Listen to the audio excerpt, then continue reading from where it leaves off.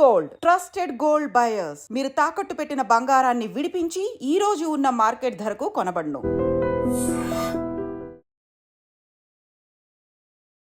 Hello guys, welcome back to iDream media.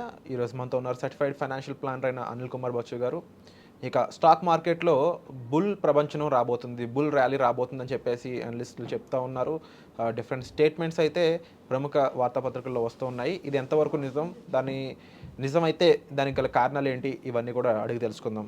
నమస్కారం sir. నమస్తే అండి. సో బుల్ ర్యాలీ, మార్కెట్స్ అనేవి పాజిటివ్గా ఉన్నాయి. అయితే బుల్ ర్యాలీ ఉంది అనేంతలా ఎటువంటి పర్స్పెక్షన్ కనిపించట్లేదు. బట్ బుల్ ర్యాలీ రాబోతుంది, బుల్ ప్రపంచం ఉండబోతుంది అని చెప్పేసి మార్కెట్స్ అన్ని గ్రో అవ్వబోతున్నాయి, మనం ఒక పీక్ పాయింట్ టచ్ అయిపోతున్నాం అని చెప్పేసి చెప్తా ఉన్నారు. ఎంతవరకు నిజం ఉందంటారు ఇందులో? దీనికి అంటే రెండు వైపులా ఉంది యాక్చువల్లీ. బుల్కి స్ట్రాంగ్ కేసు ఉంది, బట్ కొన్ని అనిశ్చితులు, కొన్ని ఇఫ్స్ అండ్ బట్స్ అయితే ఉన్నాయి. సో బట్ బుల్కి స్ట్రాంగ్గా కొన్ని కేసు ఏంటంటే, first thing obviously recovery.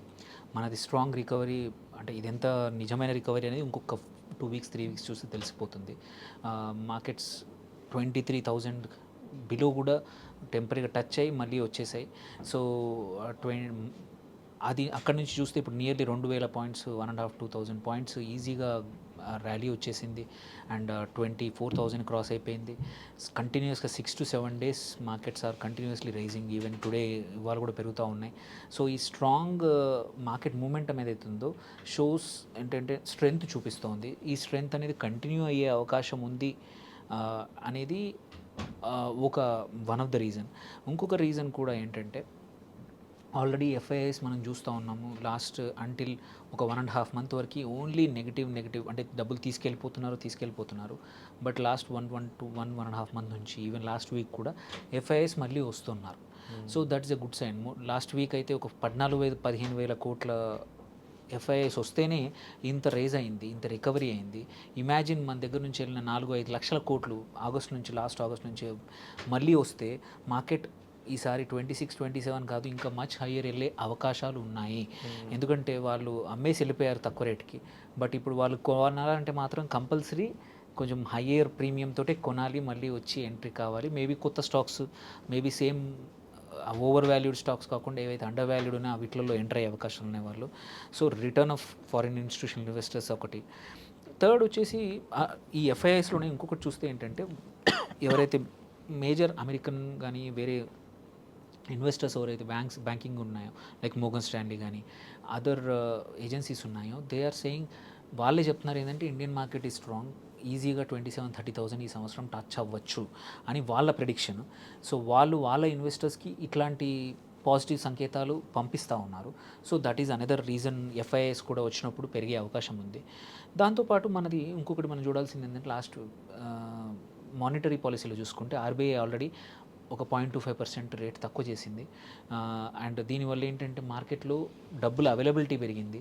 So మన ఇండస్ట్రీస్కి, మనం ఎవరైతే ఆంటర్‌ప్రెన్యూర్స్ ఉన్నారో లోన్స్ తీసుకొని మళ్ళీ ఎక్స్పాన్షన్కి అవకాశం ఉందన్నమాట. And also at the same time interest rates అన్ని తగ్గే అవకాశాలు ఉన్నాయి. సో దానివల్ల ఏంటంటే డబ్బుల సప్లై ఎక్కువ అవడం వల్ల కొంచెం డిమాండ్ పెరిగే అవకాశాలు ఉన్నాయి.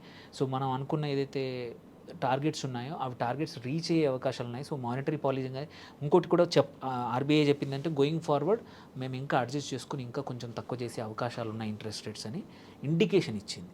సో ఆల్రెడీ 2 కంటిన్యూస్గా సైకిల్స్ అయ్యాయి. సో ఇంట్రెస్ట్ రేట్స్ తగ్గితే కంపల్సరీ డిమాండ్ పెరిగే అవకాశం ఉంది రేట్స్ తగ్గడం వల్ల.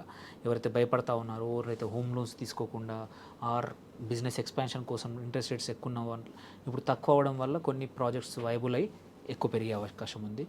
ఆల్సో ఇంకోటి ఏంటంటే, మన ఎకనామిక్ ఇండికేటర్స్ ఏవైతే ఉన్నాయో ఆ ఫండమెంటల్స్ కూడా ఇంప్రూవ్ అయ్యాయి. జీడిపి ప్రెడిక్షన్ కూడా పెరిగిపోయింది. మ్యానుఫ్యాక్చరింగ్ కొంచెం రికవరీ అయింది. ఓన్లీ ఒకటి సెక్టర్ విచ్ ఈజ్ కొంచెం వరీసమ్ ఏంటంటే IT and IT services sector. Especially అనిశ్చితి ఏదైతే ఉందో యూఎస్లో, ఆర్ ఈ టారిఫ్స్ ఏ ఉన్నాయో, ఆర్ ఏఐ వల్ల కానీ, వీటి వల్ల ఐటీ సెక్టర్ మాత్రం ఒక్క దగ్గర మాత్రం అనిశ్చితి ఉంది. బట్ వేరే సెక్టర్, ఫార్మా కానీ, వేరే మ్యానుఫ్యాక్చరింగ్, ఆటో, వేరే సెక్టర్లో మాత్రం అంతగా భయాలు ఏవి లేవన్నమాట. So fundamentals are strong. ఇంకొకటి ఏంటంటే సెక్టర్ స్పెసిఫిక్ స్ట్రెంత్. కొన్ని సెక్టర్స్ ఏంటి, ఎగ్జాంపుల్ తీసుకుంటే రిన్యూవబుల్ ఎనర్జీ ఆల్రెడీ ఏంటి, even as recently as last week, this week also Chinese and other renewable energy parts మీద 200+% టారిఫ్ ఉంది. బట్ ఇండియా నుంచి ఏవైతే ఎక్స్పోర్ట్ చేయబోతున్నారో సో సడన్లీ కాంపిటేటివ్ అయిపోయినాయి. సో ఇట్లాంటి ఫార్మా కూడా ఇప్పటికైతే ఎటువంటి టారిఫ్స్ విధించలేదు. సో క్వైట్ ఫ్యూ సెక్టర్స్లో ఏంటంటే స్ట్రాంగ్ ఉన్నాయి. అవి మన ఫ్యూచర్ని ఇప్పుడు నెక్స్ట్ ఇయర్లో మన స్టాక్ మార్కెట్ని డ్రైవ్ చేసే అవకాశాలు ఉన్నాయి. అండ్ ఎస్పెషల్లీ ఇందులో తీసుకుంటే బ్యాంకింగ్ సెక్టర్, బ్యాంకింగ్లో ఇంట్రెస్ట్ రేట్స్ డౌన్ అవ్వడం అనేది యూజువల్లీ నెగిటివ్గా తీసుకుంటారు, ఎందుకంటే మార్జిన్స్ ష్రింక్ అవుతాయి. బట్ ఇంట్రెస్ట్ రేట్స్ ఈసారి తగ్గడం వల్ల డిమాండ్ పెరిగి లోన్స్ వాళ్ళ యాసెట్ బుక్ పెరగవచ్చు. సో దానివల్ల బ్యాంకింగ్ అండ్ ఫైనాన్షియల్ సెక్టర్స్ మంచిగా పర్ఫామ్ చేసే అవకాశాలు ఉన్నాయి. సో దీంతో పాటు ఆబ్వియస్లీ గ్లోబల్ ఫ్యాక్టర్స్, ట్రేడ్ డైనామిక్స్లో తీసుకుంటే వీఆర్ బెటర్ ఆఫ్, అంటే వేరే కంట్రీస్ కన్నా కొంచెం మనకి తక్కువగా భయాలు ఉన్నాయి. ఎందుకంటే మనము అమెరికా నుంచి అటు శత్రువు కాదు, అటు ఫ్రెండ్ కాదు. రైట్ నో అమెరికన్ ప్రెసిడెంట్ ఎవరైతే ఉన్నారో ఆయన ఇండియాకి రావడం కానీ వైస్ ప్రెసిడెంట్ గుడ్ రిలేషన్స్ అనేవి మెయింటైన్ అవుతున్నాయి కనిపిస్తున్నాయి. బట్ ట్రంప్ అనే పర్సన్ అన్ప్రెడిక్టబుల్ అని తెలుసు. స్టిల్ మోడీ గవర్నమెంట్ మాత్రం ఒక మంచి రిలేషన్ని ఆ గవర్నమెంట్కి మెయింటైన్ చేస్తుంది అని చెప్పేసి మనకు అర్థమవుతూనే ఉంది. Due to immediate after tariffs అలాంటి ఒక పెద్ద ఇష్యూ తర్వాత వెంటనే ఇండియాకే రావడం అనేది ఒక గుడ్ న్యూస్ కింద చూడవచ్చు. అండ్ డెఫినెట్గా చైనాకి ఒక అల్టిమేటం ఇచ్చినట్టు కూడా కనిపిస్తుందని చెప్తున్నారు.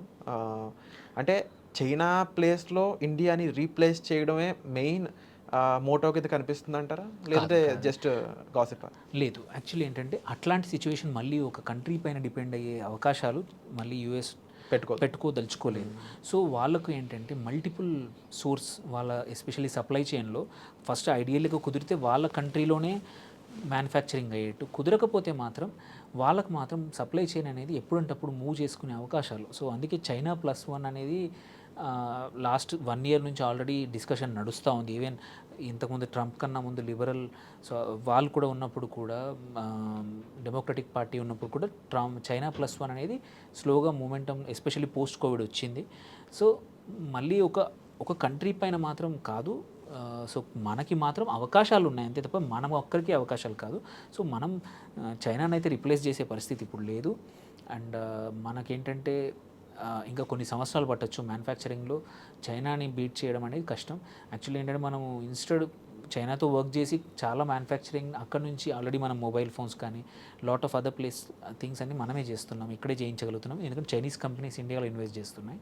సో గోయింగ్ ఫార్వర్డ్ ఆ పరిస్థితి తెచ్చుకొని ఇంకా కొన్ని సెక్టర్స్లో మనం మ్యానుఫ్యాక్చరింగ్ చైనాతో కావాలంటే కొలాబరేట్ చేసుకోవాలి. కానీ చైనాని మనమే కాదు ఎవరు కూడా ఎనిమిలాగా చూడడంతో ఎటువంటి లాభం లేదు. And we're not a threat.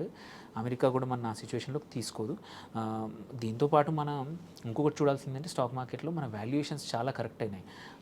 Last year ఆగస్ట్లో తీసుకుంటే PE నియర్లీ 30 దాకా దాటిపోయిందనమాట యావరేజ్ PE. ఇప్పుడు 20 బిలో వచ్చేసింది, which is still higher than Chinese market, but reasonable అనమాట. సో ఇది కూడా ఒక రీజన్ మన markets will do good.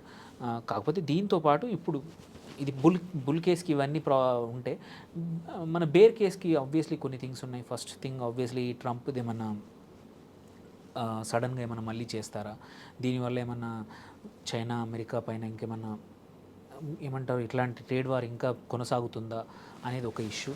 And జనరల్గా కూడా మన ఇప్పుడు డొమెస్టిక్ టెర్రరిజం కూడా, దానివల్ల కూడా కొంచెం ఎటువంటి యుద్ధ భయాలు, ఏమైనా ఇండియన్ గవర్నమెంట్ ఏదైనా ఎటువంటి డిసిషన్స్ తీసుకుంటుందా, పొలిటికల్ అన్స్టెబిలిటీ, ఇట్లాంటి భయాల వల్ల కూడా కొంచెం అంటే బుల్ కేస్కి కొంచెం నెగిటివ్గా కూడా ఉన్నాయి. అదర్వైజ్ బుల్ కేస్ ఈ సంవత్సరం మాత్రం కంపల్సరీ మన లాస్ట్ ఇయర్ హై కన్నా ఎక్కువ పెరిగే అవకాశాలు ఉన్నాయని మాత్రం మల్టిపుల్ ఇండికేటర్స్ చెప్తా ఉన్నాయి. ఒక స్వీట్ న్యూస్ అయితే చెప్పారు మీరు. తప్పకుండా మీరు ఏమనుకుంటున్నారు, బుల్ ర్యాలీ వస్తే మీ ఇన్వెస్ట్మెంట్స్ ఏ విధంగా మార్చుకోవాలనుకుంటున్నారు, ఇప్పుడు ఏం చేయాలనుకుంటున్నారు అనేది మీరు కామెంట్ సెక్షన్లో మెన్షన్ చేయండి. పర్సనల్ ఫినాన్స్ అడ్వైస్ కోసం అయితే మాత్రం తప్పకుండా డిస్ప్లే అవుతున్న నెంబర్స్ కాల్ చేసి మీరు అనిల్ కుమార్ గారిని సంప్రదించవచ్చండి. ముఖ్యంగా పర్సనల్ ఫినాన్స్లో ఇన్వెస్ట్మెంట్ కంటే ముందు ఎమర్జెన్సీ ఫండ్, బడ్జెటింగ్ అండ్ దేనికి ఎంత స్పెండ్ చేస్తున్నాం అనేది తెలుసుకుంటే మీ ఫ్యూచర్ సెక్యూర్, సేఫ్గా ఉంటుంది. దానికి సంబంధించి మీరు ఒక సర్టిఫైడ్ ఫైనాన్షియల్ ప్లాన్ని రీచ్ అవుట్ అయినట్లయితే మీకు ఒక క్లారిటీ వస్తుంది. కాబట్టి మీరు అనిల్ కుమార్ గారిని సంప్రదించవచ్చు. వచ్చే ఎపిసోడ్లో మళ్ళీ కలుద్దామండి. Thank you so much. Thank you.